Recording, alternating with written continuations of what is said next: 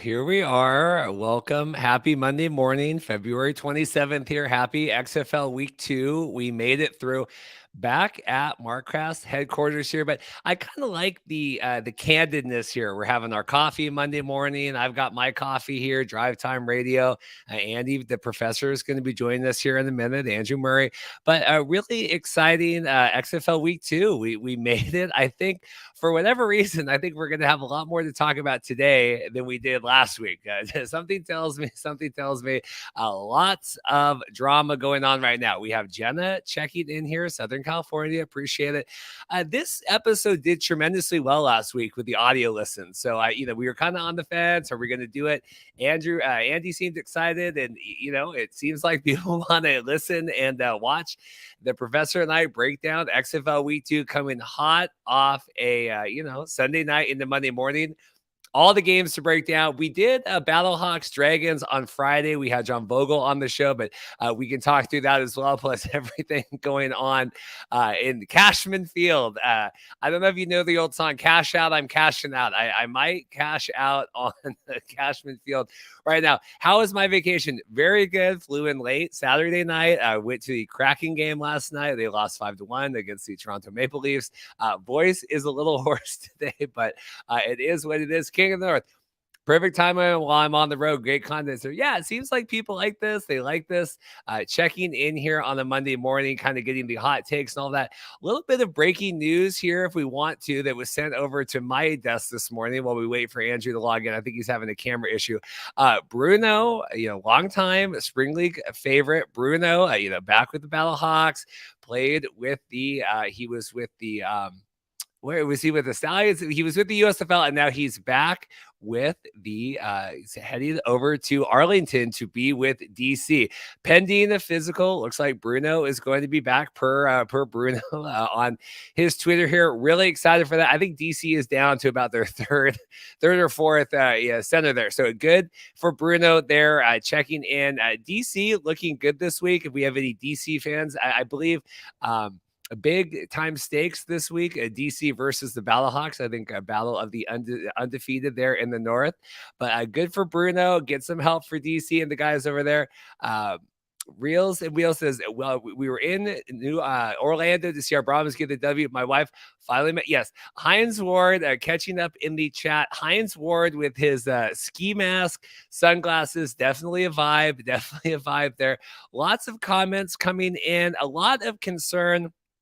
Jenna is asking for a quarterback change for the Renegades, who fell short last night against the Houston Roughnecks, still undefeated, running it back now 7-0 in XFL 2020. Do we count that? Do we count if we count Jim Haslett as coaching the undefeated Roughnecks back in 2020 now with the Seattle Sea Dragons, do we count the undefeated Houston Roughnecks back? We'll have to get Andrew Murray's thoughts on that. I have one more comment here. I'll pull him in. Yeah, Pip said how Slaughter isn't playing is mind-boggling. He can be ranked top 4 all quarterbacks. Most experts in football is. I know. We got Bob Stoops. We talked to Bob back in Arizona. Welcoming in the Shannon Sharp to my Skip Bayless, we have the Professor Andrew Murray. Andrew, how are you doing today? Well, unlike Shannon Sharp, I have to be in my seat at the right time, right? So, I got to enter the studio. But listen, I hope you were doing all right, Reed. I know we've had a lot of back and forth this past weekend, and I think we're gonna have a very interesting conversation today. But I'm doing quite well. I'm doing good, well rested, ready to do this. Yeah, I for years hated Undisputed. Everyone and Skip's trash, and nobody likes any of that. I was a Good Morning Football guy. I watched a lot of Good Morning Football, Kyle Brandt and the crew over there. When Kay left, I don't know. I kind of thought the dynamic there changed. I turned on Undisputed after the Cowboys lost in the playoffs this year and have not turned off. So if we could be even just 1% of the Undisputed, which I love now, we have Andrew Murray here, but I like this. I'm here. I told everyone I'm in a casual setting today. I like this to be a little different than the studio show. We're going to have that. Do you like being in the casual Markcast headquarters? I do actually. That's like I get to see a different part of your house every time I watch your show. Every like 6 months, there's always like a different angle. Well, at some point, you're probably going to do it on your roof, I imagine. Yeah, gonna do it on the move. Yeah, we have a lot of everyone is, and I guess that'll be the first game we'll break down here, coming off, and then we'll go back. We'll get to the Cashman Field. I was gonna say the title of the episode now because I called it the XFL Weekend Review, and I really didn't even mean to like step on Perry's toes and on our new friend, Josh Levin or Leuven. Lewin, yeah. And I did. I was just like the XFL week, like XFL. Totally wasn't trying to step on it. So now it's going to be called like XFL Week 2. What did we learn? That is the name of the show. The branding. We can do USFL. What did we learn? We can do CFL. But what did we learn? I will say I learned that Cashman Field is not a acceptable place to host a professional football game. So maybe we could log off the episode early. Yeah, log off now while we're ahead. But okay, so I actually have my article coming up soon on XFL News Hub, my weekly takeaways.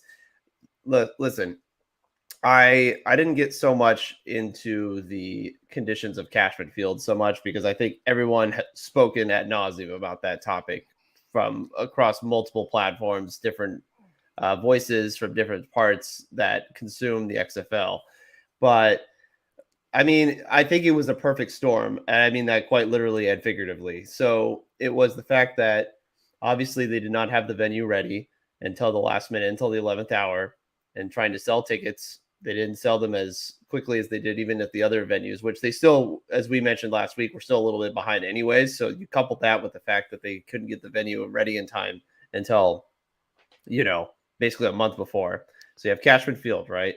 And then the fact that the weather was just horrendous. I don't know about you, but the entire West Coast was just drenched, either snowing or drenched this entire weekend and this past week. Really, it was just up and down the coastline. So you had that even in Vegas. So the weather was obviously not great. The turf, or the lack of turf, I don't know what you would call that. The fact that they had to spray paint the grass, the fact that they had. I mean, I saw all kinds of different analogies being made. I've heard people say like, "Oh, it looks like a dog park yard. It looks like something that I just, like some like ready turf that I just bought like secondhand from somebody at some black market or something." Like people were just making like shots at it left and right. And for good reason. It looks terrible on TV. It looks terrible as a product. It did not look good for a multitude of reasons. Now, look, I don't know how much money was put into that. I don't know how much structuring was gone into that whole process. And obviously, like I said, the weather didn't help.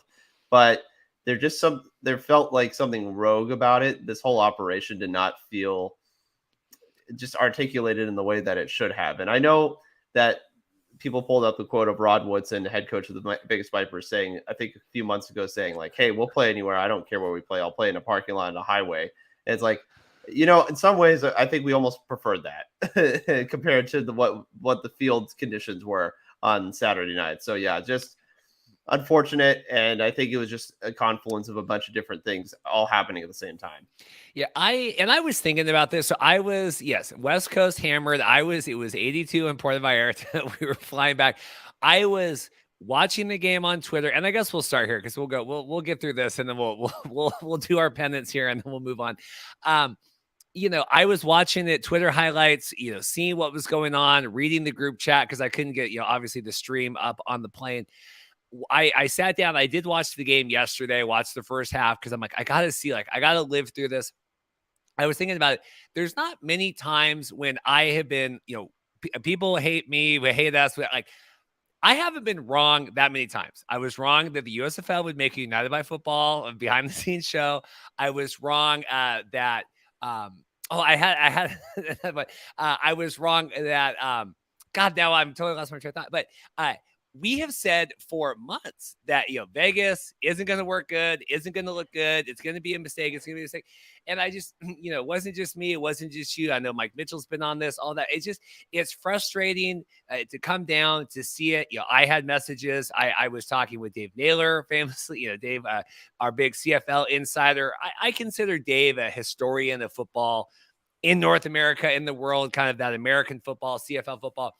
I said, Dave, to put it in context, how bad is this stadium historically? Dave said, I cannot think of a field venue wise, seating wise, maybe, but unsafe for the players to be on. I can't think of anywhere in the last 50 years that has been worse than Cashman Field was on Saturday night. And it was just this confluence, like you said, the weather was bad and the graphics were wrong, and they were calling the people the wrong names, and they had the betting odds, and they didn't have the right teams. Like, it was everything. I don't know how we got through week one as clean as we did. And I don't know, like, is it just such a rogue setup there? Like you said, that ESPN, we just couldn't get all our ducks figured out. Like, it felt very on ESPN, like how many mistakes there were on the broadcast.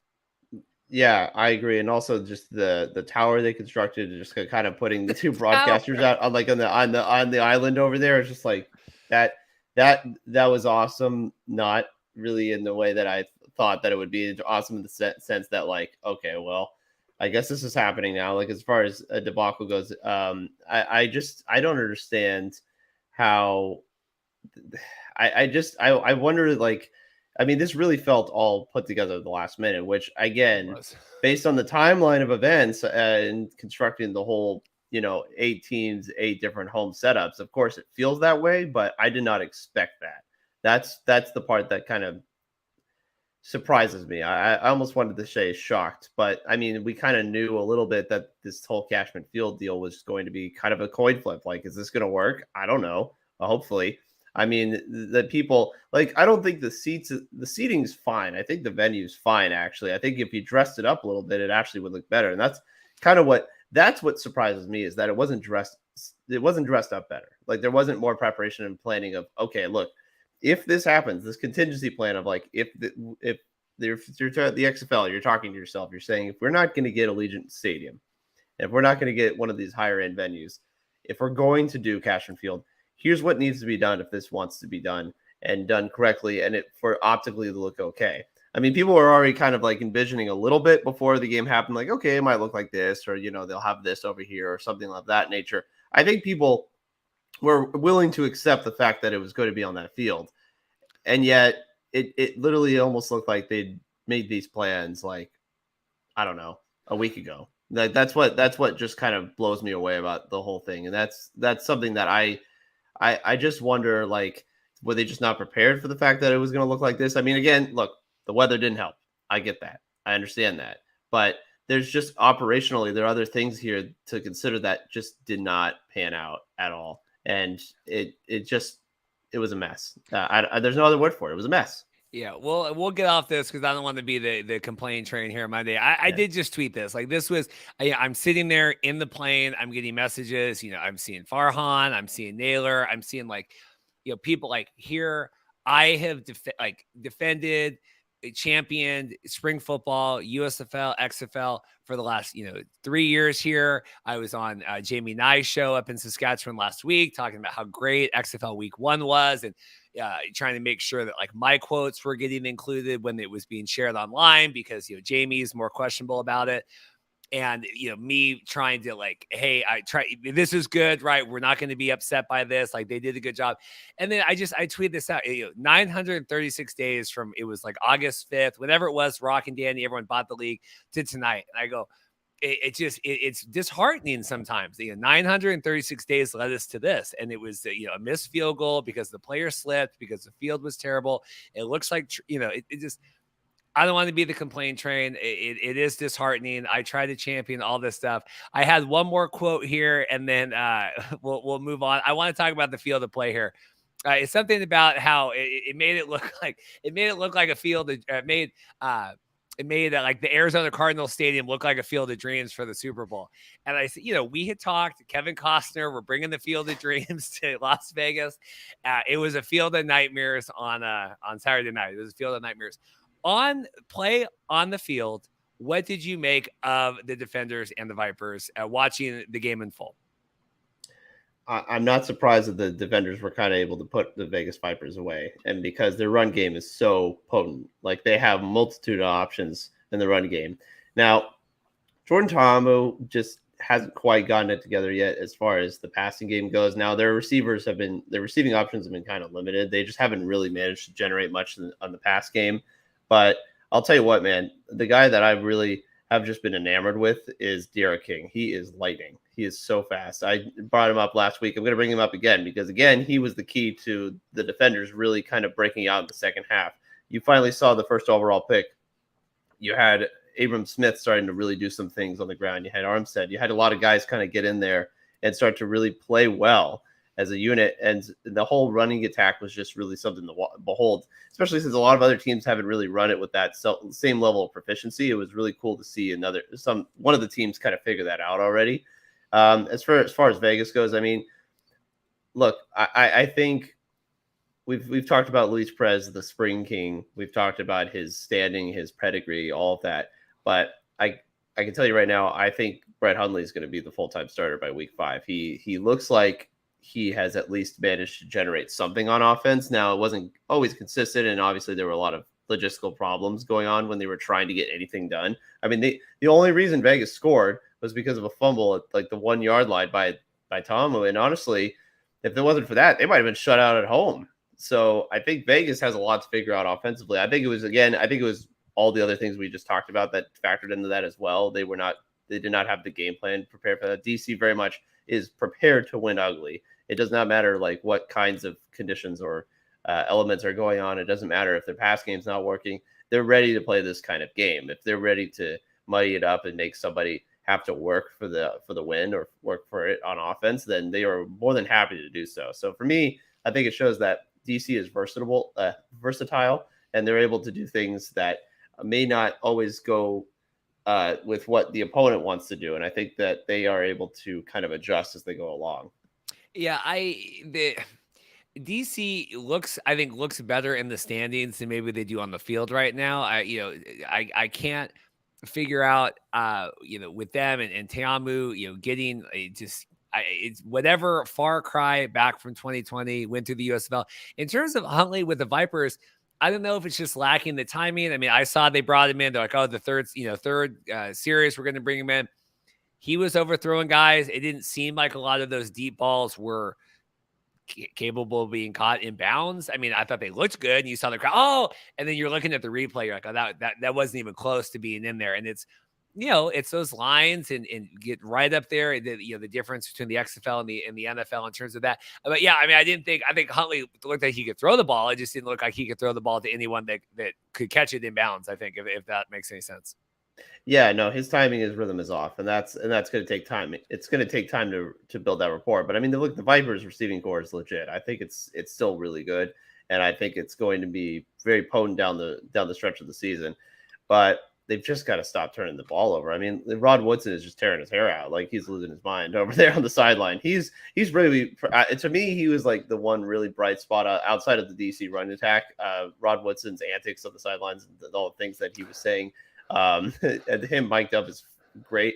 Honestly, I want Vegas to be successful just so that he gets more spotlight, more limelight, because I think he's actually just from a personality standpoint and understanding what needs to be done, I think he's really good as a head coach. I view him and Hines Ward kind of in the same vein. I think they're guys that are obviously NFL veterans, great players, but also just have a knack for understanding other players and understanding what buttons need to be pushed. So for Rod Woodson's sake, I hope, at least maybe Vegas can at least get one victory here at some point. Obviously we like the mics. We like hearing everything. We like the on-field. I will say when things are awry, it spotlights that and the comm's not working and them talking and okay, what's going on? And Mark Rosen coming over, right? I think, or it was Doug Whaley. I saw someone just out of the corner of my eye, like, the comms aren't working. We're going to have to shut it off for the other team and trying to explain. And the players on the field, it compounds that when you're watching it, on TV of like, okay, wow, like something's going on right now, where maybe this is a broadcast. Like I almost knocked my coffee over here, but you didn't know that because, we're not spotlighting that. Yeah. Okay. So we get, Huntley was accurate receiver. That also is the thing. Like we come in, the XFL kickoff, because we talk every time. The XFL kickoff has the best kickoff, and it is. I think it is the best kickoff. But first kick, the wind takes it out. First punt, wind. Like the kicking game was not done any favors by the win there at Cashman Field. Well, it reminded me a lot of the field that I saw when I was at the Holiday Bowl a couple months ago, and that was played on a baseball field as well. That was played at Petco Park, and it was the same thing where it's like, oh man, the second base area is not conducive to kicking or doing anything on there. They kept having to resod it. The grounds crew kept trying to like pat it down and do something with it. Kicking was a nightmare out there for both teams. I saw that multiple times. It felt kind of similar to that, where it's just, at some point where like certain elements, not only just the elements, but also just certain like turf conditions are not going to hold up for certain activities. And then with cleats and with kicking, like that's something that is so specific that it's going to have to take a certain fortitude for it to hold up.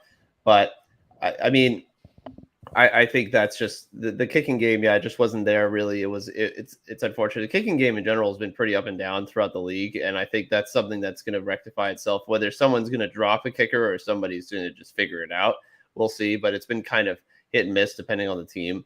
And obviously there was no favors done. I think Saturday's a mulligan, in my opinion, for the kicking game. Like I think you take that, you throw the baby out with the bathwater on that one. You don't really keep that in the record book and account that for the other team, because it's unfortunate for guys like Bailey Giffen. Like they should not be kicking on a surface like that. Looking here at the stat line, we'll move on to the next game here. But looking at have we seen the last of Luis Perez here? 1 of 5. Pulled a lot. I mean, I saw him come in a little bit, Huntley there. Have we moved on? Is it now week 3? Now we go full time with Huntley as a starter? I think Huntley goes full time, but let me tell you, like, I've watched Perez enough times. The guy's a zombie. He comes back some ways. Somehow, some way, he always comes back. This happened again in the AAF when he got benched by the Birmingham Iron at one point because he was starting to be a little inconsistent and started to make some mistakes. And then next thing I know, he comes over to San Diego. He ends up playing in that game significant time, and he throws 3 touchdowns and he ends up winning that game. So it's like you think he's gone, he's never gone. So he's always around. It's just a matter of when does he come off the bench or when do they start utilizing him again. And we'll see with Hundley. Obviously, he has to come along as a passer. I think they're starting to get to know what they have on offense and what sort of their options are. I do think that at some point you're going to see. I mean, I don't think Perez is gone. I think he's going to be factoring into the offense. But as far as the starter, would it surprise me if Hundley maybe starts next week? I'm not sure. I'm not sure if that's enough time, but I think it's going to be soon. As I mentioned, by about week 5, you're going to see that happen. Last question, play field or the play on the field. Then I have one more about the venue, then we'll move on. In an alternative world where Brian Scott doesn't play his way out, scheme his way out, just whatever happened with we will never know. If Brian Scott is on this roster, is the team better or worse than it is now?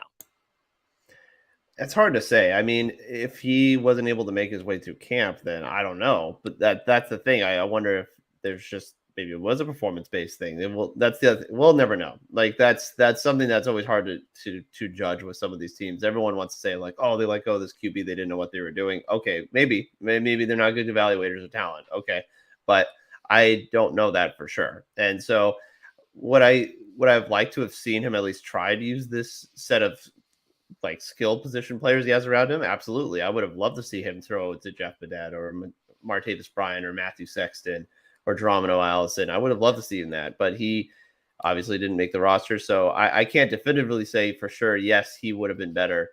The team would have been better if he was playing. So it's hard for me to really answer that question. I think some people will feel more strongly opinionated about that than me, but again, he got let go by the team. So and we debated this, and I'm curious people in the chat about this. So we had a debate yesterday when I was kind of watching the game. Vegas looks like hot garbage, going to look like garbage the whole time. They had, supposedly 6,000 people there. Looked like a sparse 6,000 people. If Vegas looks this way, we saw Houston last night. They had, I think, 11,000 Mike Mitchell put out there. We're not setting the world on fire with attendance. San Antonio looks good.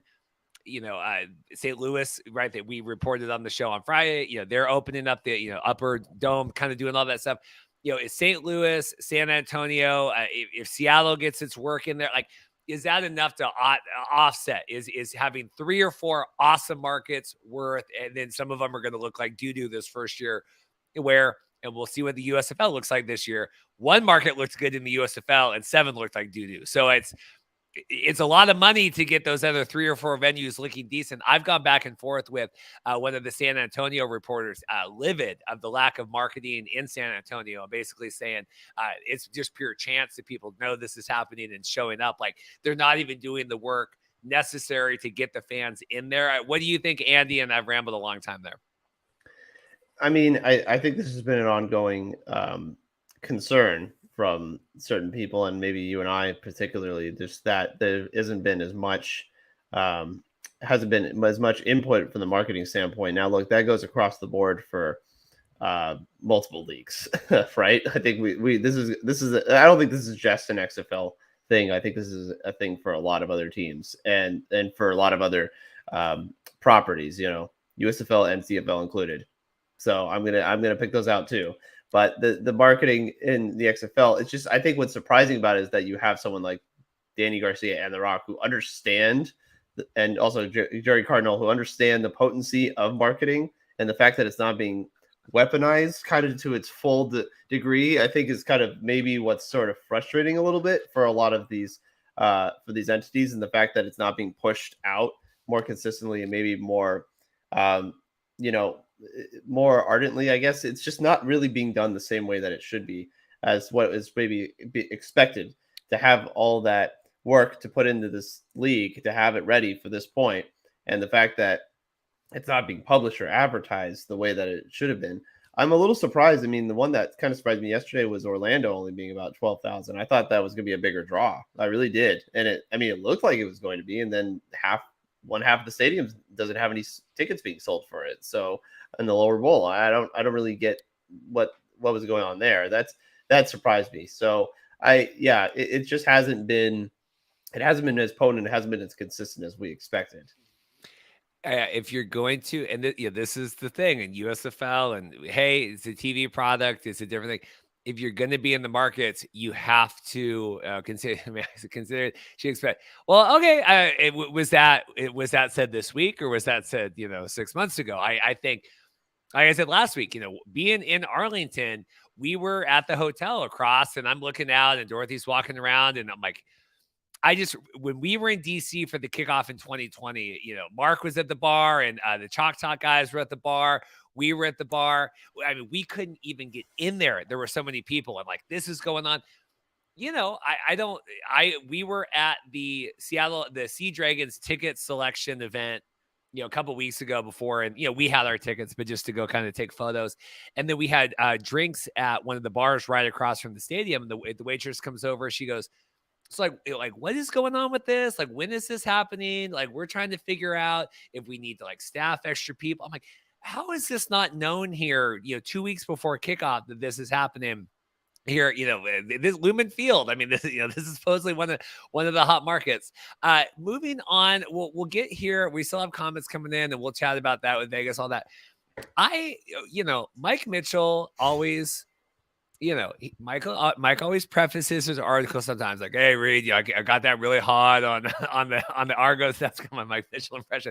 Got that really hard on the Argos this week. People aren't going to be happy. And I read his article, and I think Mike's always very critical but fair, right? Okay, we give the Argos quarterback C- this week, whatever. The words that Mike Mitchell wrote today on XFL News Hub about the Orlando Guardians, basically being put together by clowns, but not quite that word, but with Larry Lee and everybody over there, it's just not. Is the Orlando Guardians, are they the worst team in recent spring football history?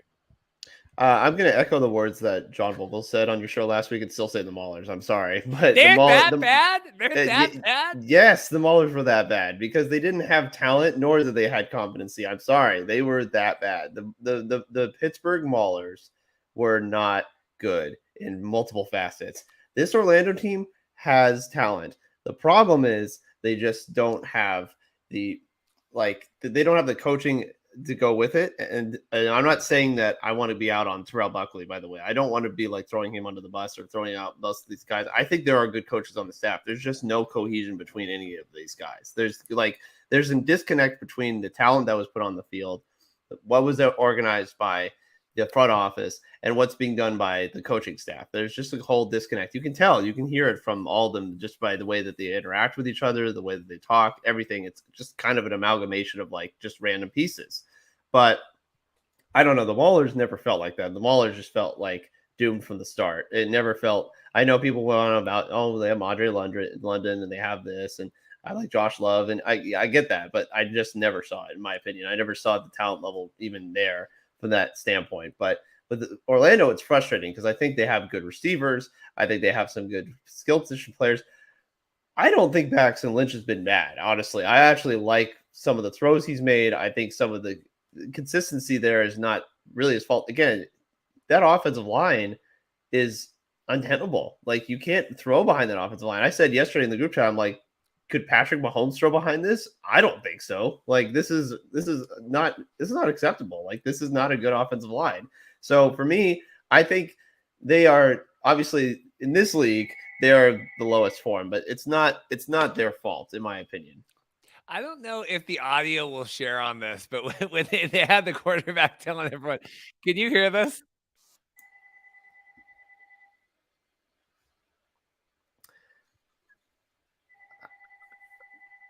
I actually can't hear the audio, but I know exactly what was said because I watched that clip like 10 Yeah, times. the quarterback telling them to shut them up. That's really all you need to know about the Guardians in a nutshell, right there.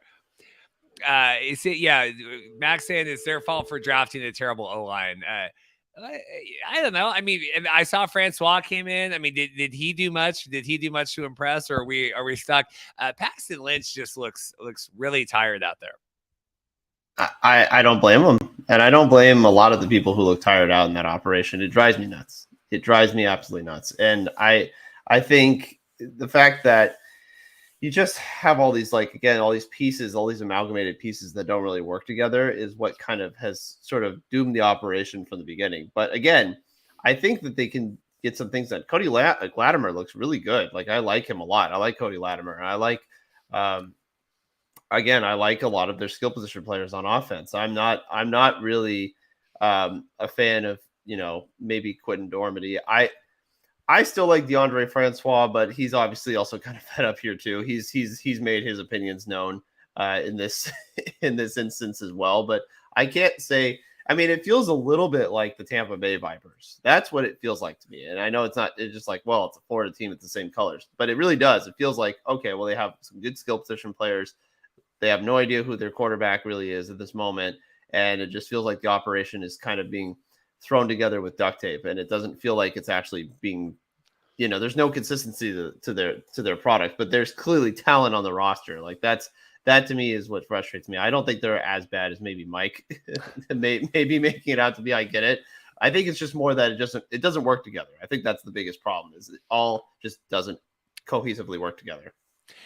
Cohen for the Brahmas looked good. More.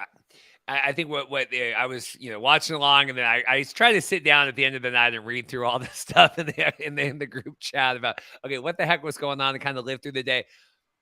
More consistent. We have Battlehawks as well, but Cohen there with the Brahmas, more consistent quarterback play. Do you think with them? Do you think that's helping them? I mean, even though obviously the Brahmas lost last week, but they were winning until the last second last week, won this week. Are Brahmas looking like a more complete team, and especially with the quarterback? I think they certainly are, and definitely on offense. Look, Jack Cohen did exactly what he needed to. He was very decisive. He was very quick coming out of the pocket. They did some rollouts with him. They did a lot of great things with him. I'm really happy with how that worked out overall. Yeah, you're Andy's at the call center for AT&T. I'm a popular man. I'll tell you what, I'm a popular individual right now. I'm just gonna ignore it. But as I was saying earlier, I think that you have some great things going on for them. Their offense, their receiving core is great. Like, I love that most of the receivers are like 6'3" and above. They're all trees. I wrote about that in my takeaways as well. You had a lot of great things going on there. Love seeing Jalen Tolliver get re-involved there. Obviously, Jaime Elizondo is very familiar with him. You have Elise Mack, who was a teammate, obviously, with Jack Cohn, and former Notre Dame Irish player. He just looked really good in the red zone. Great red zone target. Deion Yelder, you had him catching a touchdown. You had, and also Roberson, that guy that guy is fast. He's like 4.3 speed. He is lightning quick. TJ Vasher is getting in there as well.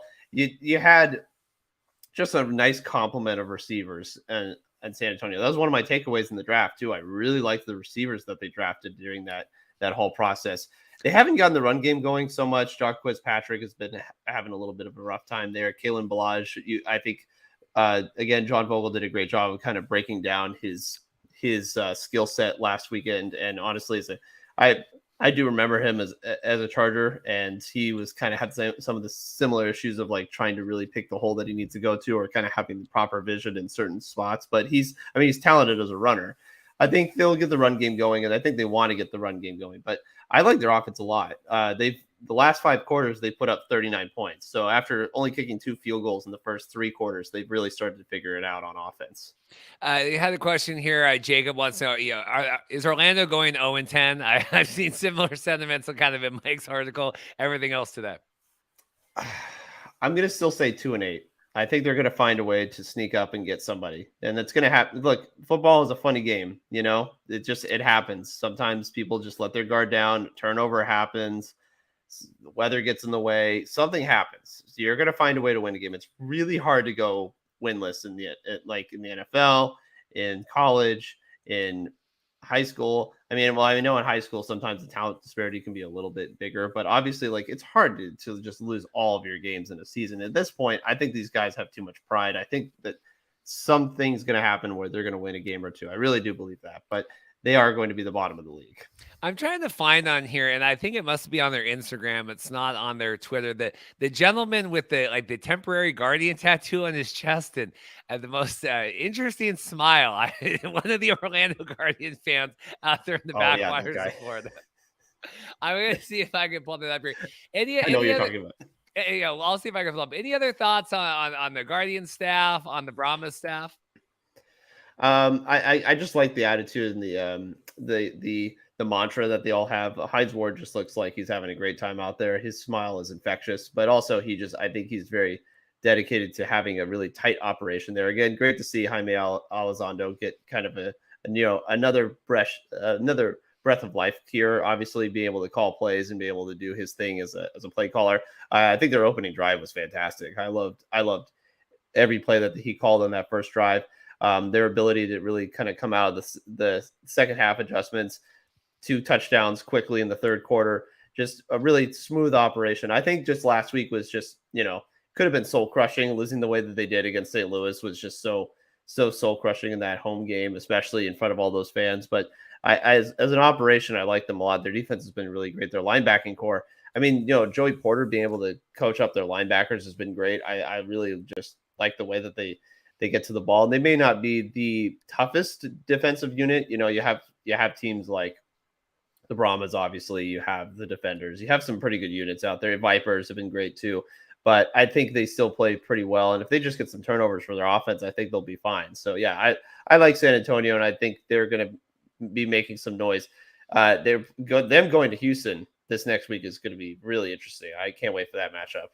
Yeah, so we'll talk about that here. I'm going to share last game. And then if we wanted to do any Dragon stuff at the end, we kind of talked through all that stuff with John on Friday.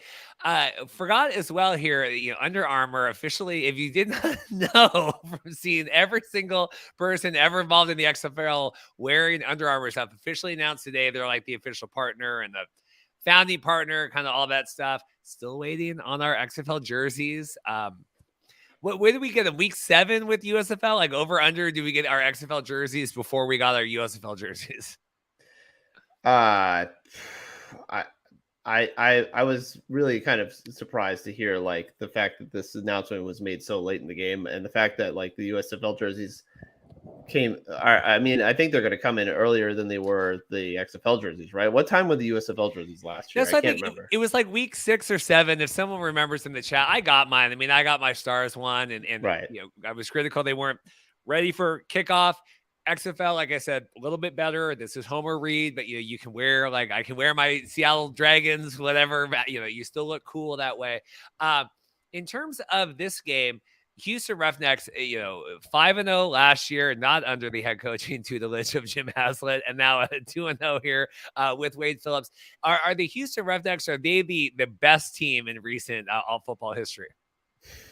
I mean, their fans literally don't know what losing's like. So I would have to say so. Like they I mean, I know the Birmingham Stallions might try to make a claim to that, but Houston, I mean, this is a different Houston team, but it almost feels similar to the team that they had 3 years ago. Now, I know PJ Walker's not back there and he's not Brandon Silvers is not the dynamic athlete that he is, but the offense just feels so smooth and so like multiple in so many ways. It's hard to really consider the fact that you can't like find one way to stop them. You might be able to hand off the ball to someone like Max Borghi, or you throw it out to him in the backfield. John Tree Kirkland, that guy looks really good. Deontay Burnett. Now Burnett fumbled the ball in the first half. It wasn't great, but I still like his skill set a lot. Cedric Bird. You have a lot of guys, a lot of options on this Houston team. Their offense is very potent. And again, their defense is so lethal. I think that's really a great component for them. They generated a lot of turnovers in the last iteration of the XFL, but with Wade's, it's just like constant pressure coming on. Like they are just able to beat quarterbacks senseless. And I think that is a huge asset for them as a whole team build. I think actually they might be a little more balanced than the 2020 team. I think the 2020 team was such a fireball on offense that it was hard to keep up with them. But I think this team is a little bit better balanced than that one, just from across the board in both units. I agree with that. I think PJ Walker, right, setting the world on fire that way, right? You had a couple of just really high dynamic, and I just don't think anyone could catch up. I think they came in hot. We're still trying to figure out here week 2, week 3. Roughnecks, watching Brandon Silvers, because we were at the Kraken game, came home. I watched the last quarter on DVR of the rest of the Roughnecks Renegades game. Watching Brandon Silvers have a game-winning interview, I turned to Dorothy. I said, "That is my quarterback. Where was this man?" But I think the key is Wade is smart enough. We have Cole McDonald here, and we can use Silvers for what he is good at. We can use Cole for what he's good at. We can dual quarterback this thing all the way to San Antonio, right, for the championship game. Really exciting. I'm really happy for Brandon. I think he is resigned, right? Like knows this is my place now. I can have fun with this. I'm not going back to, going to the NFL. I just think it's great. It's got to be the time of his life right now for Brandon Silvers. I mean, this is the best system he's been in, and honestly, it's something that he can flourish in. This is something AJ Smith is a master craftsman. I think he's going to have a head coaching job at some point. I don't know what level, but he's going to have a head coaching job. He's so smart and he is so well orchestrated in getting all these plays out. I love the audio they had of him when he threw the touchdown to, I believe it was Cedric Bird, and he was, kind of the play clock was running down, and I just remember what he's saying was GTFO, like get out, like we got to get the ball now. Like he had urgency to him, but he knew he had the look that he wanted in order to throw that touchdown. He just sees things so well, and even when he makes a play call that doesn't work, it's because the other team, the other defensive coordinator was able to adjust to what they were doing. Jay Hayes was doing. I think Jay Hayes did all he could yesterday. He really tried. I mean, he was trying to slow them down as much as he could, and he got 3 turnovers out of it. But this Houston operation for Brandon Silvers, it's great. Obviously, he's able to just kind of have a lot of pressure taken off of him as a quarterback. He has so many options around him, and he can utilize them as much as he can. He even has a quarterback behind him that he can basically almost use as like a de facto running back. Yeah, really exciting. I think it's good. And, you have kind of this, Wade Phillips has been around the block forever. And then we have AJ Smith coming in. Like, I like everything going on with Houston right now. They have the best uniforms in the XFL by a long shot. I want to get one of those along with the Dragons. Just really exciting, and it is just crazy that here we are in February 2023. Who would have thought back in April 2020 that we would be sitting here February now talking about the Roughnecks, still the best team in the XFL? It really is remarkable. Yeah, time is a flat circle, and that was also my takeaway from all these things. There's just everything feels very similar to 2020, even though a lot has changed. I don't know. I will say, and I was mentioning, a listener Seth was texting me this weekend. We were watching the games. Definitely a down week compared to week one. I put up, and I can look at my poll here. I put up asking, what do we think? Rate the XFL. What do you looking this week to last week? Grade this week compared to last week. Yeah, there was no C plus option on your poll, so that I was like, right, I'm right in between B minus and C plus. I think the thing for me is that the first game, that St. Louis Seattle game was great. That Thursday night game, it felt like I think the fact that it was kind of, and I know standalone game, they're all standalone games, but it was its own day on Thursday. It was kind of a unique setting, and it was kind of cool to have that whole thing with it. I really enjoyed that game a lot. That was really interesting. Obviously, you get docked for the Vegas the show, I guess you could call it, on Saturday night. That whole shebang, and then on Sunday, look, I mean, we all know the Guardians. They're almost kind of a penciled in, get right game for a lot of teams. That's just kind of how it is right now. And San Antonio was going to look good regardless. And then for Houston, it's good to see that they were able to perform the level that they were. But I think things kind of went as expected, I guess. That's what I'm saying. Like, besides the Seattle St. Louis game was obviously nuts, but everything else kind of went as expected at chalk. The home atmospheres weren't to me, weren't as crazy as some of the ones in week one. I do think you're starting to see maybe some of the venues, at least, that are starting to click early. Obviously, San Antonio. Even with Arlington, even though there wasn't a lot of people, it was still very energetic. DC obviously is crazy; they're on fire, and we're not even going to get St. Louis until week 4, so we're not even there yet with them. We just can't even imagine what that's going to be like. But you're kind of starting to see some of, I guess, the disparities between some of the different venues and what kind of crowd energy is in each game, and it wasn't as hyped up as week one, but I wonder if that's just an effect of it being the second go around for some of these teams. Houston is interesting. The fact that they have so many home games early on. I wonder what the energy is going to be like for them next week too, because that'll be a third week in a row for the home crowd.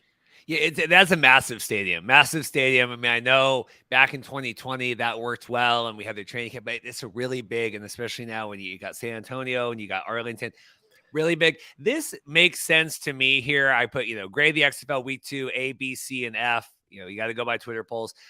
44% giving it a B, 29% giving it a C. Feels right. 14% with an A. I do not think it was an A week. I thought the difference with the Vegas stuff this week, and that we had, the Lemon Gate and everything last week. Lemon Gate happened. It was a good game. It was a good game. It was exciting, and that added to whatever the having a doo-doo game and then a doo-doo attendance and a doo-doo stadium, that it just compounded to make it worse. I will disagree with Van because if you were in the Cashman Field, your opinion of the field conditions, I think we can watch the game. I think you can know. I think I can talk to people that were there. I've talked to plenty of people that were there. And I think that, eyes don't deceive. I watched the Super Bowl. I watched Travis Kelce slip his ass into the end zone as well. I watched the kicker miss a kick because he slipped and fell. I feel like smart people that were there can speak on that. I understand wanting to give the league passes in some regard, but that is part of it. That I think it's okay to call a spade here with Cashman Field. I'm sorry, Van, but my backyard looked better than that field. I don't need to step on that to know the difference. So I'm not going to go ahead and agree with that point. But look, I think the fact that it just, again, it was that is going to like pull down the entire opinion of the entire week. Now, to be fair, I don't think that needs to be the only thing that has to be highlighted in the entire spectrum. I think out of all the games, the fact that that's your, that's if that's going to be your low point of the season, you know what, then you take that. I think that's the thing. I think you take that with a grain of salt. Now, it's not great, but I think if that's the lowest point of the season for you as an operation, maybe you can deal with that. And that's something that you have to consider going forward. But it's not the only thing that happened, obviously, this whole weekend. I know people are going to focus and laser in on that. I think it's the same thing with good moments. You can't just laser in and focus on one game and one moment. You have to consider all the factors and all the things that happened across the spectrum. Yeah, the game was duty for 18 different reasons. It wasn't just the turf. It was like, I mean, the game was bad. The graphics were wrong. The comms didn't work. The kicking was bad. The receivers couldn't catch. The wind was bad. The facilities looked bad. There wasn't a lot of people there. It was raining. The cameras couldn't work. Like there was many reasons. I understand that, you know, we're working through, and it was crazy in Vegas Storm. It did like I understand all of that. There was 1,800 different reasons. Not all of them were the XFL's fault, but that some of them were the XFL's fault, and some of them have been predicted from this podcast and other podcasts for months now. Oh, man, I didn't want to say this as well. Yeah, the painting the grass. I live in a neighborhood. It is just funny to me because I do water all the time in the summer. I take great pride in our land here. I have neighbors that paint their grass green too. So what's good to see that my neighbors are no better or worse than the XFL field crews with painting the dead grass. Now maybe they should have hired them for the grounds crew. Yeah, gonna hire me for the ground crew. So we got about 10 minutes left here. We're gonna look forward to week 3. We'll pop that up. Just a reminder, we regular show back again on Friday. Andy and I think this is a good spot. Mondays, if Andy can do it. I know Evan wants to be involved at some point. I think Evan's flying back, but I like this standing sometime Monday, instant reactions coming off of all of that. Friday's show, really good. I'm going to have Mark Drumheller on with Yahoo Sports. We're going to be talking all of the XFL sports betting and kind of previewing all of that stuff. Also have Farhan Lalji coming back on the show, talking, Macabre Bethel Thompson going to the USFL and Darnell Sankey here with the XFL, kind of that whole thing. I'm sure we'll talk some XFL, but I don't think we're going to get X's and O's, with Farhan on that, but that should be good. Send out some player interview requests as well for the week now that I'm kind of back home. So should have a regular Friday show. And then I really am enjoying this Monday morning kind of recap here. Andy, do you like kind of this Monday instant reaction that we have? Oh, I love it. Honestly, this is what I envisioned doing when I came back to writing about the XFL and trying to think about like what was going to happen during the season. And when it finally came here, this is exactly, I have so many more opinions now. Once the cleats hit turf, like that's when I really start to get going. That's when I start to have my opinion. So absolutely. This is exactly the kind of thing that I want to do every Monday. Yeah, this is exciting. Now I'm back, like I said, trying to watch the games and via VPN, everything through Mexico. I do have a good understanding of all the games and watched enough of them, but I am excited now to sit in the comfort of Markcast headquarters and do all of that. So this weekend we have, one game Saturday and Dragons at Vipers going back to Cashman. And then we have the triple header Sunday. Whoever loses between the Sea Dragons and the Vipers, not looking good in the standings. Am I wrong? Yeah, they're in real trouble if this happens. And I think the only reason is because it's such a short season. This isn't an 18 game schedule or a 17 game schedule. So if you lose this many games early on, it's really hard to recover from that. It's hard to dig out of that hole. So this is really, I mean, I hate to use the term must win because I think it's cliche and obviously every game is kind of a must win. You ask any coach that. But I mean, in terms of trying to stay in survival mode for the playoffs, like, yes, you have to win this game. Like, if you lose and you go 0-3, that's going to require Herculean effort down the stretch to try and get back into it. So I think this is a huge game. Obviously, we just went ad nauseum about the whole Vegas operation. Well, front and center, it's here again. So the XFL has 5 days to try and figure out what happened, what could be fixed, and what can be adjusted in this game, because obviously there's a lot of things operationally that needs to be addressed. And if that's going to happen, this is what's going to help them try to restore the image of Cashman Field. Just before I forget here, and Max sent this over. We did not have this. Just speaking of the Dragons, we did not have this when we recorded on Friday. The FX game numbers, 524,000 viewers on FX. It was, what was it, 6 Eastern, 9 or 6 Pacific, 9 Eastern. Thoughts on the XFL, on that cable, that scary cable FX getting 524,000 viewers for the Dragons, which was a good game. I mean, I was still in Mexico watching it. My season ticket holders were there, but 500,000 people watching the game on cable. That's decent. I mean, it's a good number. I think. I mean, there were some numbers last year with the USFL on Friday nights where it was like 200,000. So I mean, 500,000 for a Thursday night game that people aren't even really aware of, and of being on FX, which is not typically you know see obviously seen as a football channel. I mean, that's pretty good. I think it you want to see more towards the upper echelon, like the 700 and 800,000 viewership, but I think 500,000 is fine. It's just a matter of that number going to increase going forward. I believe there's only one more Thursday night game on the schedule, if I'm not mistaken. So there's not going to be a lot of other opportunities for this exact circumstance to happen again. It felt good to me. I mean, considering we had people, I think it was on one of the sports betting sites like CBS Sport, one of the Yahoo, or one of them had the game like being on Fox, right? Because FX, whatever. I think Randy Krakauer over in St. Louis was saying the game was going to be on ESPN or FS1. Like there was some confusion of even where the game was going to be. So it does feel good. Yeah, King of the North. I have to set numerous app notifications to keep up, but yeah, it is tricky sometimes. I wish we could get more consistency, right? It's one of those things we kind of had to live through with the USFL as well. Coming up to Max says coming up, it's better than 300,000, whatever it was for the USFL. So FX1 or FS1 and kind of FX are going to be the consumer comps in terms of the alt football on cable. Triple header Sunday. Biggest game to me. Well, I mean, these are all, I don't know, 2 or 3 of these are exciting. St. Louis at DC. We have the Guardians at the Renegades, and then we have the Brahmas at the Roughnecks. That is, another Texas kind of throwdown there. Which of these 3 games excites you the most? From an offensive standpoint, I'd have to say San Antonio and Houston. I think there's a lot of firepower and a lot of great offensive skill players in both of those games.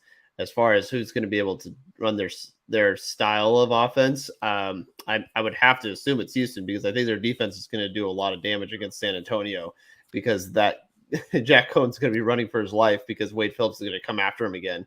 But we'll see if San Antonio can try to finally establish some semblance of a run game and try to get that going on in this game, because I don't think they can just rely on Jack Cohn to kind of throw them into a win like he did against Orlando.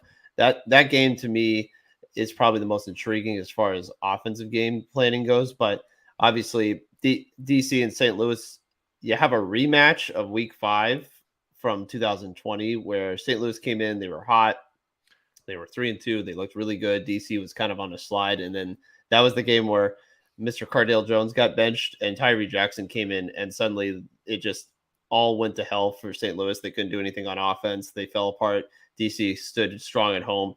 I mean, that's the other thing. That's the other streak we didn't talk about. DC is 4-0 at home as a franchise. They have not lost at home. The Beer Snake has slayed many of its opponents, and presumably will be a strong factor again on Sunday.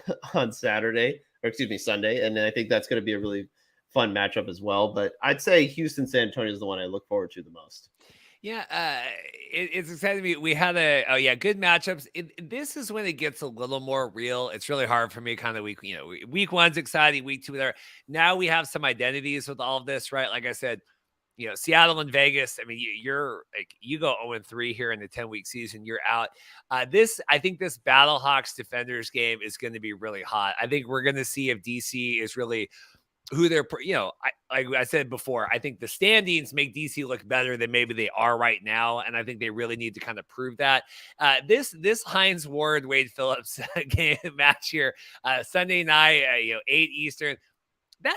That's really exciting Sunday night football to me. Triple header here, lost in the middle. We got to see if Bob Stoops can kind of get things going against the Guardians, but it should be really exciting. Jacob, Houston's going to take the W. Do we expect anything from the Guardians here against the Renegades, or like Mike said in his article, is this a get right for the Renegades? I don't see why that theme changes. I mean, look, Houston and Arlington was a tough matchup for both of those teams on Sunday, and Arlington just didn't have the offensive firepower. But look, I think their defense is going to just torture whoever it is on offense for Orlando. They're going to get turnovers, they're going to get sacks, they're going to do whatever they want on defense.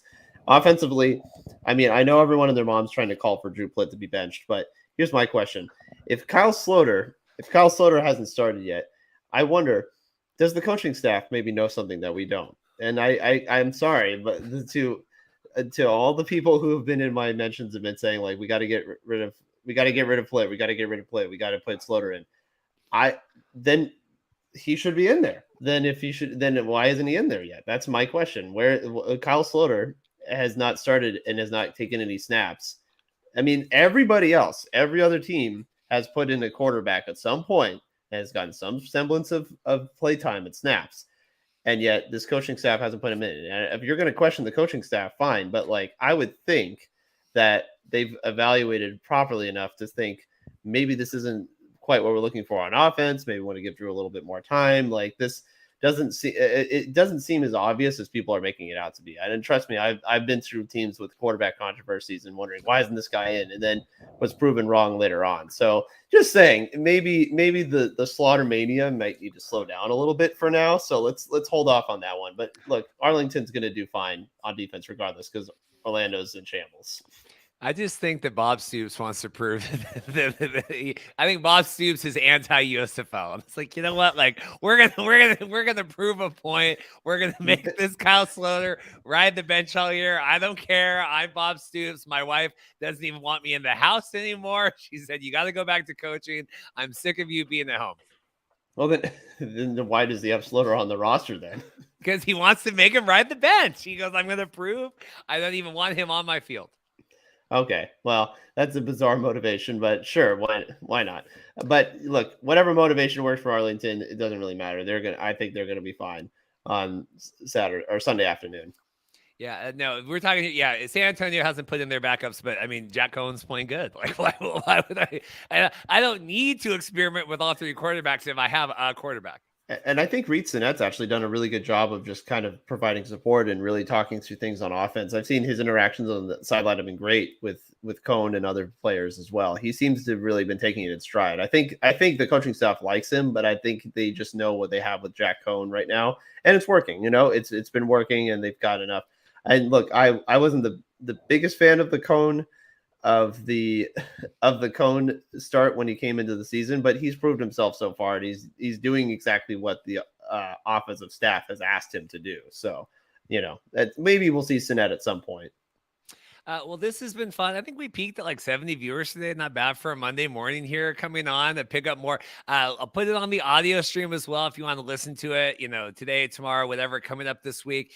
Like I said, big episode Friday, Farhan Lalji coming on. We're going to have Mark Drumheller over at Yahoo Sports. And then I have also Andy, for for a multitude of reasons, I've been in a couple CFL quarterback interview requests this week that are going to really excite you, and I think some of the other people. So, you know, some maybe friends of the show, and then some maybe not friends of the show. But we are having some quarterback, hopefully coming on the show soon. Does that excite you? Some CFL quarterback talk with Reed. That's great, actually. I love that. And especially because I'm actually putting up an article. Well, I'm writing an article right now about projected starters in the CFL for quarterback position. So that's great timing. Well, sprinkle some Jesus powder on me and wish me some luck this week. We'll see if that works out. Guys, if you're not subscribed, please do. And we get 3,500 subscribers, giving away championship tickets to either the XFL or the USFL championship. I think I hit 100 more since the kickoff. So getting towards that, I think these are really good. These streams, Andy and I were talking about getting the subscribers, getting the interaction. Then we'll have like the normal show on Friday. I think that's it. Andy, anything else before we get out of here?